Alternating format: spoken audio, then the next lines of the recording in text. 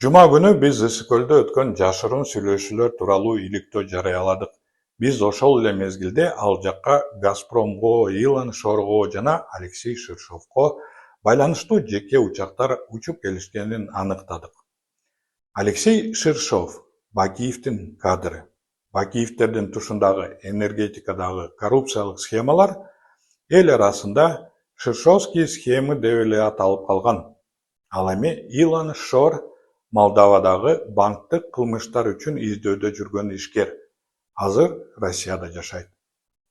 Өкмөт башчылар же министрлер ал жакта болгон эмес. Бирок чечимдер баары бир кабыл алынган. Өкмөттүн кабинетинде эмес, жабык эшиктин артында, башка адамдар тарабынан. Бул маанилүү, анткени дал ошол адамдар өлкөнүн байлыгын жана ресурстарын көзөмөлдөп турушат. Эч кандай отчетсуз, эч кандай жоопкерчиликсиз. Темиров Лайв жана Темиров Лайв KG YouTube каналдардан иликтөөнү көрүңүз. Анда маршруттар, даталар жана фактылар көрсөтүлгөн.